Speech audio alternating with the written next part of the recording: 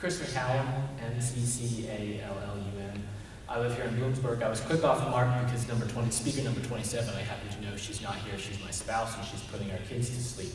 I have the opportunity to provide a specific example to some of the things that were said before. We live north of town. As Zora stated, our farm is on Route 42. It's mile marker 107 on your route maps. That Route 107 number is like where my house is. It's about 200 feet from the pipeline. There's a big fat greenhouse that we use to produce diversified organic vegetables all winter long. That's not pictured on any of your things. This has all been pointed out to Williams. But our farm occupies a beautiful 38 acres of bottomland just north of town. Your pipeline wants to come down onto the north of it and travel about 1,600 feet, which is about a third of a mile. You want to cut across Little Fishing Creek, which bisects our property. Little Fishing Creek is it's become another member of our family. We have 3 small kids, but each day somebody will say to somebody else, "Oh, have you checked out the creek lately?" You know, and somebody has to go down and look at it. So, you know, you want to cut across that, and then you want to cut through the barns, and then straight into the gosh darn, market garden. We operate 5 acres of diversified organic vegetables, which Zora has been weeding.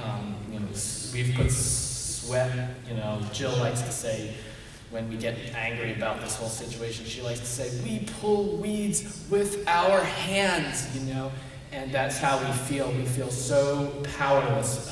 Ever since this whole bullshit started, Williams is completely, useless. They don't want to talk to us. We've used all of their means of communication, and then so you get into the 5-acre market garden. They want to take a 90-degree turn and cause as much damage in that market garden so they can cross 42 there. And that's not to mention the water withdrawal. They've put in an application for Susquehanna River Basin Commission to do a water withdrawal out of Little Fishing Creek right there at our farm, which is kind of insane. But regardless, Jill wanted me to mention the kids. She said she had to leave, but she was like, "Mention the kids." So the kids. So the 3 small kids, 200 feet from the pipeline. I don't know. It's pretty close. And so you approve it. And then we get hauled into federal court, and what choice do we have? So we're there trying to talk to our kids about the backfield and the creek and the bulldozers and all this stuff, and they're like, "Well, you don't want it, yeah, but then you get sent into federal court." And it's what can we do?